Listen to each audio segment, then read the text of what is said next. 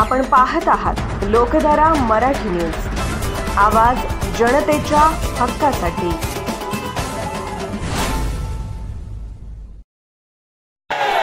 विक्रम दादाचा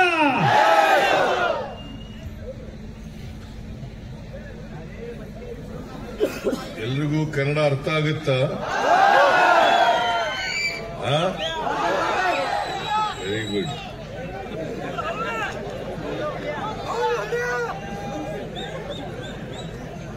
ಕರ್ನಾಟಕ ರಾಜ್ಯದ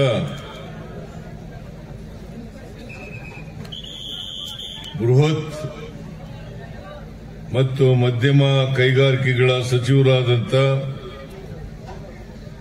ಶ್ರೀ ಎಂ.ಬಿ. ಪಾಟೀಲ್ ಅವರ ಕಾಂಗ್ರೆಸ್ ಪಕ್ಷದ ಜೆತ್ ವಿಧಾನಸಭಾ ಕ್ಷೇತ್ರದ ಅಭ್ಯರ್ಥಿ ಶ್ರೀ ವಿಕ್ರಮ್ ಸಿಂಗ್ ಸಾವಂತ್ ಅವರ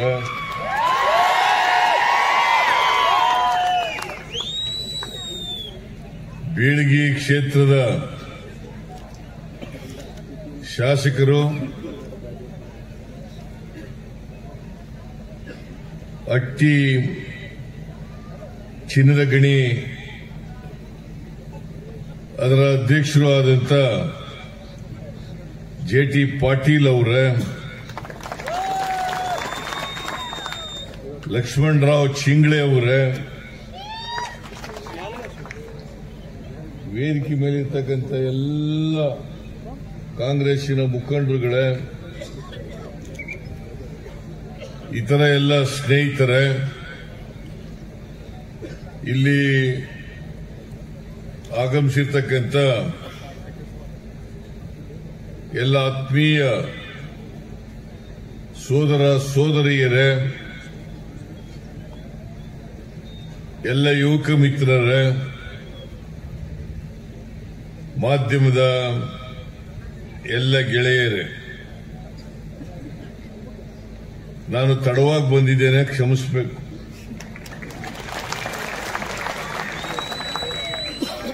ನಾನು ಬೆಂಗಳೂರಿನಿಂದ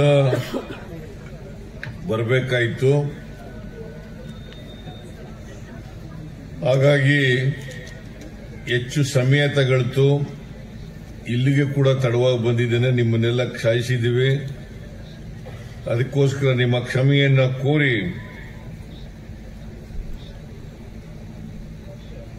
ಈ ತಿಂಗಳು 20ನೇ ತಾರೀಕು ಮಹಾರಾಷ್ಟ್ರ ವಿಧಾನಸಭೆಗೆ ಚುನಾವಣೆ ನಡೀತಾ ಇದೆ. ಈ ಚುನಾವಣೆಯಲ್ಲಿ ಕಾಂಗ್ರೆಸ್ ಪಕ್ಷದ ವಿಧಾನಸಭಾ ಸದಸ್ಯರಾದಂಥ ವಿಕ್ರಮ್ ಸಿಂಗ್ ಸಾವಂತ್ ರವರು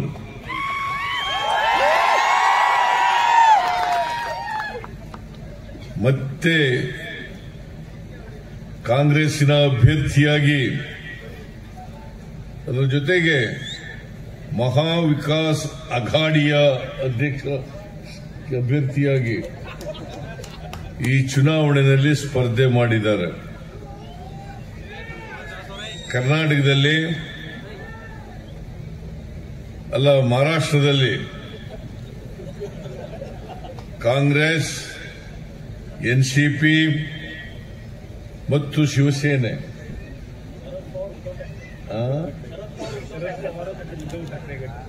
ಅದೇ ಉದ್ಧವ್ ಠಾಕ್ರೆ, ಶರದ್ ಪವಾರ್,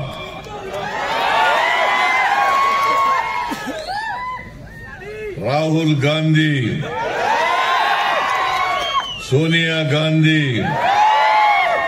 ಮಲ್ಲಿಕಾರ್ಜುನ ಖರ್ಗೆ ಇವರೆಲ್ಲರೂ ಸೇರಿ ಒಂದು ಒಕ್ಕೂಟವನ್ನ ಮಾಡಿಕೊಂಡು ಕೋಮುವಾದಿ ಬಿಜೆಪಿ ಮತ್ತು ಅದರ ಮಿತ್ರ ಪಕ್ಷಗಳ ವಿರುದ್ಧ ಸ್ಪರ್ಧೆಯನ್ನ ಈ ಚುನಾವಣೆಯಲ್ಲಿ ಮಾಡ್ತಾ ಇದ್ದಾರೆ. ನಿಮಗೆ ಮಹಾರಾಷ್ಟ್ರದಲ್ಲಿ ಇರ್ತಕ್ಕಂಥ ಸರ್ಕಾರ ಹೇಗೆ ಅವರು ಅಧಿಕಾರಕ್ಕೆ ಬಂದ್ರು ಅಂತಕ್ಕಂಥದ್ದನ್ನ ನೀವೆಲ್ಲರೂ ಕೂಡ ತಿಳ್ಕೊಂಡಿದ್ದೀರಿ ಅಂತಕ್ಕಂಥದ್ದು ನನ್ನ ಭಾವನೆ. ಶಿವಸೇನೆಯಲ್ಲಿದ್ದಂತ ಏಕನಾಥ್ ಶಿಂದೆ ಅವರು ಶಿವಸೇನೆಯನ್ನ ಬಿಟ್ಟು ಭಾರತೀಯ ಜನತಾ ಪಕ್ಷವನ್ನ ಸೇರ್ಕೊಂಡು ಆಮೇಲೆ ಅಜಿತ್ ಪವಾರ್ ಅವರು ಸೇರ್ಕೊಂಡು ಅಶೋಕ್ ಚವಾಣ್ ಅವರು ಕಾಂಗ್ರೆಸ್ ಬಿಟ್ಟು ಬಿಜೆಪಿ ಸೇರ್ಕೊಂಡ್ರು. ಅವರೆಲ್ಲರೂ ಸೇರಿ ಇವತ್ತು ಒಂದು ಕಿಚಡಿ ಸರ್ಕಾರವನ್ನ ರಚನೆ ಮಾಡಿದ್ದಾರೆ.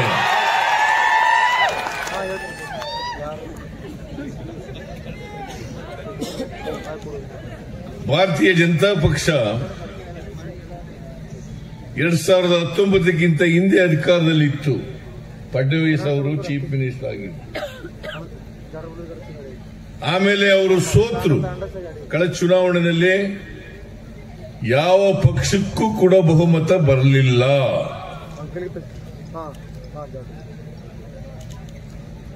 ಫ್ರಾಕ್ಚರ್ಡ್ ವರ್ಡಿಕ್ಟ್ ಕಳೆದ ಚುನಾವಣೆಯಲ್ಲಿ ಮಹಾರಾಷ್ಟ್ರದ ಮಹಾಜನತೆ ಕೊಟ್ಟ ಮೇಲೆ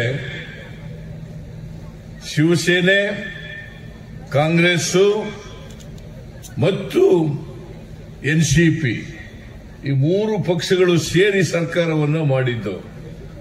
ಆಮೇಲೆ ಬಿಜೆಪಿಯವರು ಯಾವಾಗಲೂ ಕೂಡ ತಂತ್ರಗಾರಿಕೆಯನ್ನು ಉಪಯೋಗಿಸ್ತಾರೆ. ಏನಪ್ಪಾ ಅಂತಂದ್ರೆ ಅಧಿಕಾರದಲ್ಲಿರ್ತಕ್ಕಂಥವ್ರನ್ನೇ ಒಡೆಯೋದು, ಅವರನ್ನ ತಗೊಳ್ಳೋದು, ಆಮೇಲೆ ಸರ್ಕಾರ ಮಾಡೋದು. ನೋಡಿ, ಫಡ್ನವೀಸ್ ಅವರು ಮುಖ್ಯಮಂತ್ರಿ ಆಗಿದ್ದವರು, ಅವರು ಬಂದು ಉಪಮುಖ್ಯಮಂತ್ರಿ ಆಗ್ತಾರೆ. ಅಧಿಕಾರಕ್ಕೋಸ್ಕರ ಏನ್ ಬೇಕಾದ್ರೂ ಮಾಡ್ತಾರೆ. ಅವರು ಯಾವತ್ತೂ ಕೂಡ, ಈಗ ಕರ್ನಾಟಕದಲ್ಲೂ ಕೂಡ 2008ರಲ್ಲಿ ಅಧಿಕಾರ ಮಾಡಿದ್ರು, 2019ರಲ್ಲಿ ಅಧಿಕಾರವನ್ನು ಮಾಡಿದ್ರು. ಯಾವತ್ತೂ ಅವರು ಜನರ ಆಶೀರ್ವಾದ ತಗೊಂಡು ಬಂದಿರಲಿಲ್ಲ.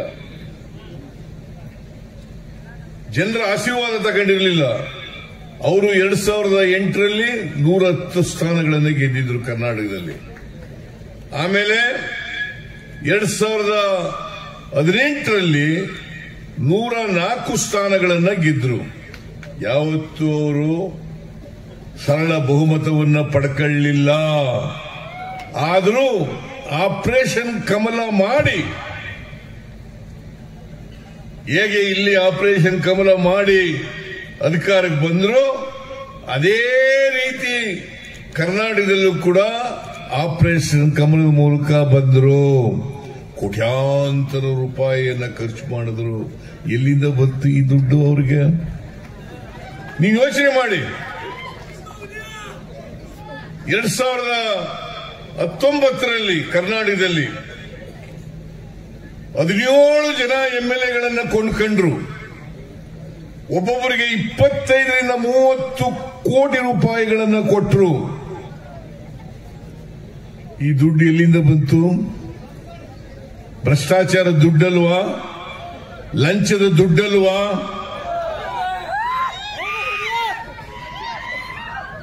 ನರೇಂದ್ರ ಮೋದಿ ಅವರು ಸತ್ಯ ಹರಿಶ್ಚಂದ್ರರಂತೆ ಮಾತಾಡ್ತಾರೆ. ಅವ್ರ ಪಕ್ಷ ಭ್ರಷ್ಟಾಚಾರದಲ್ಲಿ ಮುಳುಗೋಗಿದೆ.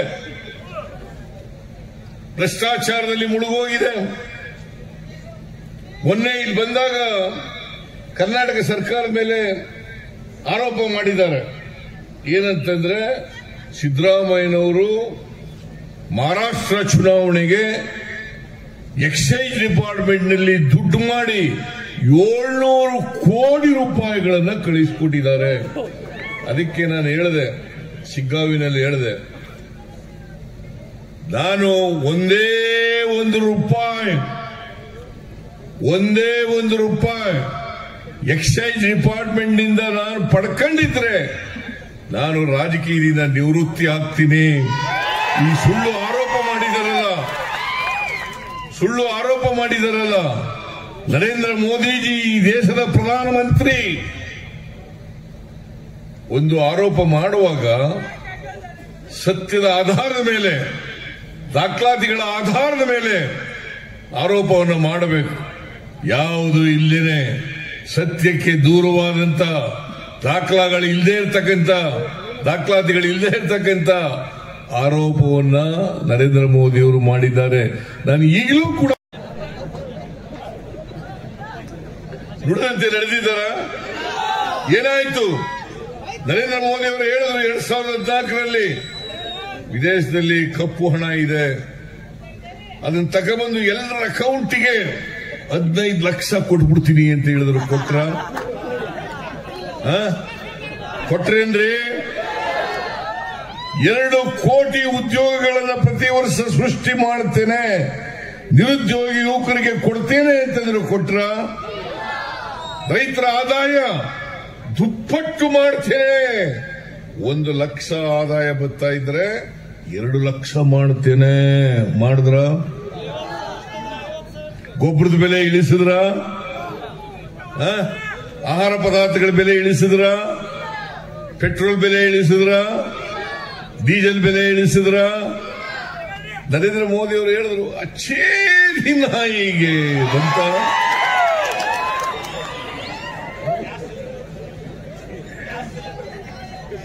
ಒಳ್ಳೆ ದಿನ ಬಂತ? ನಿಮ್ಗೆ ಬಂತ? ಒಳ್ಳೆ ದಿನ ಬಂತ? ಬರಲಿಲ್ಲ. ನರೇಂದ್ರ ಮೋದಿ ಅವರು ಬಂದು ಹೇಳಿದ್ರು, ಅಡ್ವರ್ಟೈಸ್ಮೆಂಟ್ ಕೂಡ ಕೊಟ್ಟರು ಇಲ್ಲಿನ ಸರ್ಕಾರ. ನಾವು ಗೃಹಲಕ್ಷ್ಮಿ ಯೋಜನೆಯಲ್ಲಿ ಏನು 2,000 ಕೊಡ್ತೀವಿ ಅಂತಂದು ಅದನ್ನು ಕೊಡ್ತಾ ಇಲ್ಲ, ಜಾರಿ ತಗೊಬಂದಿಲ್ಲ ಅಂತ ಸುಳ್ಳು ಹೇಳಿದ್ರು. ನಾನು ಹೇಳ್ತೀನಿ ನರೇಂದ್ರ ಮೋದಿ ಅವರಿಗೆ, ನರೇಂದ್ರ ಮೋದಿ ಅವರೇ ಕರ್ನಾಟಕಕ್ಕೆ ಬರ್ರಿ, ಅಲ್ಲಿ ಬಂದು ನೋಡಿ. ನಾವು 2,000 ರೂಪಾಯಿ ಪ್ರತಿ ತಿಂಗಳು 1,22 ಲಕ್ಷ ಕುಟುಂಬದ ಮನೆ ಯಜಮಾನಿಯರಿಗೆ 2,000 ರೂಪಾಯಿ ಕೊಡ್ತಾ ಇದ್ದೇವೆ, ಬಂದು ನೋಡಿ. ಪಕ್ಕದಲ್ಲೇ ಇದೆ, ಪಕ್ಕದಲ್ಲೇ. ನೀವು ಬಂದು ನೋಡಿ, ಬಿಜೆಪಿ ಅವರು ಬಂದು ನೋಡ್ಲಿ, ಶಿಂದೆ ಏಕನಾಥ್ ಶಿಂದೆ ಬಂದು ನೋಡ್ಲಿ, ನರೇಂದ್ರ ಮೋದಿ ಅವರು ಬಂದು ನೋಡ್ಲಿ. ನಾವು ಕಳೆದ ವಿಧಾನಸಭಾ ಚುನಾವಣೆಯಲ್ಲಿ 2023ರಲ್ಲಿ 5 ಗ್ಯಾರಂಟಿ ಯೋಜನೆಗಳನ್ನ ಕೊಡ್ತೇವೆ ಅಂತ ಹೇಳಿದ್ದು. ಶಕ್ತಿ ಯೋಜನೆ, ಗೃಹಲಕ್ಷ್ಮಿ, ಗೃಹ ಜ್ಯೋತಿ, ಅನ್ನಭಾಗ್ಯ, ಯುವ ನಿಧಿ. ನಾವು ಅಧಿಕಾರಕ್ಕೆ ಬಂದ 6-7 ತಿಂಗಳಲ್ಲೇ ಎಲ್ಲ ಯೋಜನೆಗಳನ್ನ ಜಾರಿ ಮಾಡಿದ್ದು. ಇವತ್ತು ಕೂಡ ಕೊಡ್ತಾ ಇದ್ದೇವೆ. ನರೇಂದ್ರ ಮೋದಿ ಅವರು ಹೇಳಿದರು, ಈ ಯೋಜನೆಗಳನ್ನ ಜಾರಿ ಮಾಡಿದ್ರೆ ದೇಶ ಉಳಿಯಲ್ಲ, ಕರ್ನಾಟಕ ರಾಜ್ಯ ಆರ್ಥಿಕವಾಗಿ ದಿವಾಳಿಯಾಗಿಬಿಡುತ್ತದೆ ಅಂತಕ್ಕಂಥ ಮಾತುಗಳನ್ನು ಹೇಳಿದರು. ಅಭಿವೃದ್ಧಿಗೆ ಹಣ ಇರಲ್ಲ ಅಂತೆಲ್ಲ ಹೇಳಿದರು. ನಾನು ಹೇಳಿದೆ, ನಾವು ಗ್ಯಾರಂಟಿ ಯೋಜನೆಗಳನ್ನ 100% ಜಾರಿ ಮಾಡ್ತೀವಿ. ಅಭಿವೃದ್ಧಿಗೂ ಕೂಡ ಹಣ ಕೊಡ್ತೀವಿ. ಯಾವ ಕಾರಣಕ್ಕೂ ಕೂಡ ಕರ್ನಾಟಕ ರಾಜ್ಯವನ್ನ ಆರ್ಥಿಕವಾಗಿ ದಿವಾಳಿ ಆಗಲಿಕ್ಕೆ ಬಿಡಲ್ಲ ಅಂತಕ್ಕಂಥ ಮಾತುಗಳನ್ನು ಹೇಳಿದ್ದು. ಅದೇ ರೀತಿ ಇವತ್ತು 5 ಗ್ಯಾರಂಟಿ ಯೋಜನೆಗಳನ್ನು ಮಾಡಿದ್ದೀವಿ. ನಮ್ಮ ಕರ್ನಾಟಕದಲ್ಲಿ ಎಲ್ಲ ಮಹಿಳೆಯರು, ಕರ್ನಾಟಕದ ಜನಸಂಖ್ಯೆ 7 ಕೋಟಿ. ಇವತ್ತಿನವರೆಗೆ ಜೂನ್ 11, 2023ರಲ್ಲಿ ಜಾರಿಯಾಯಿತು ಶಕ್ತಿ ಯೋಜನೆ. ಅವತ್ತಿನಿಂದ ಇವತ್ತಿನವರೆಗೆ 325 ಕೋಟಿ ಮಹಿಳೆಯರು ಫ್ರೀಯಾಗಿ ಸರ್ಕಾರಿ ಬಸ್ಗಳಲ್ಲಿ ಪ್ರಯಾಣ ಮಾಡಿದ್ದಾರೆ. ಫ್ರೀಯಾಗಿ, ಯಾರು ಕೂಡ ಟಿಕೆಟ್ ತಗೋಬೇಕಾಗಿಲ್ಲ. ಪ್ರತಿದಿನ 200 ರೂಪಾಯಿಗಳು ಉಳಿತಾಯ ಆಗ್ತಾ ಇದೆ. ಗೃಹಲಕ್ಷ್ಮಿ ಯೋಜನೆಯಲ್ಲಿ 1,22 ಲಕ್ಷ ಮಹಿಳೆಯರಿಗೆ, ಯಜಮಾನಿಯರಿಗೆ 2,000 ರೂಪಾಯಿ ಕೊಡ್ತೀವಿ. ಜೊತೆಗೆ ಗೃಹ ಜ್ಯೋತಿ 1,62 ಲಕ್ಷ ಕುಟುಂಬಗಳಿಗೆ 200 ಯೂನಿಟ್ ವರೆಗೆ ಫ್ರೀ ಕರೆಂಟ್. ನಾವು ಕರ್ನಾಟಕ ಇಡೀ ದೇಶದಲ್ಲಿ 5 ಕೆಜಿ ಅಕ್ಕಿಯನ್ನ ಎಲ್ಲ BPL ಕಾರ್ಡ್ ಹೋಲ್ಡರ್ಸ್ಗೆ ಫ್ರೀಯಾಗಿ ಅಕ್ಕಿ ಕೊಡ್ತಕ್ಕಂಥ ಕಾರ್ಯಕ್ರಮವನ್ನು ಜಾರಿಗೆ ತಗೊಂಡ್ಬಂದದ್ದು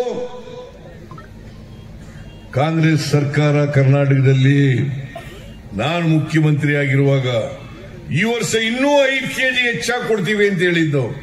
ಅಕ್ಕಿ ಕೊಡ್ಲಿಲ್ಲ, ನರೇಂದ್ರ ಮೋದಿ ಅವರು ಅಕ್ಕಿ ಕೊಡ್ಲಿಲ್ಲ. ಅದಕ್ಕೋಸ್ಕರ 170 ರೂಪಾಯಿಯನ್ನು ಕೊಡ್ತಾ ಇದ್ದೀವಿ. ನಿರುದ್ಯೋಗಿ ಪದವೀಧರರಿಗೆ ತಿಂಗಳಿಗೆ 3,000 ರೂಪಾಯಿ ಕೊಡ್ತಾ ಇದ್ದೀವಿ. ಜೊತೆಗೆ ಡಿಪ್ಲೊಮಾ ಹೋಲ್ಡರ್ಸ್ಗೆ 1,500 ರೂಪಾಯಿ ಕೊಡ್ತೀವಿ. ಅದೇ ರೀತಿಯಲ್ಲಿ ಮಹಾರಾಷ್ಟ್ರದಲ್ಲೂ ಕೂಡ ಈ ಚುನಾವಣೆಯಲ್ಲಿ ಗ್ಯಾರಂಟಿ ಯೋಜನೆಗಳನ್ನು ಜಾರಿ ಮಾಡ್ತೀವಿ ಅಂತಕ್ಕಂಥ ಭರವಸೆಯನ್ನ ಕೊಟ್ಟಿದ್ದಾರೆ.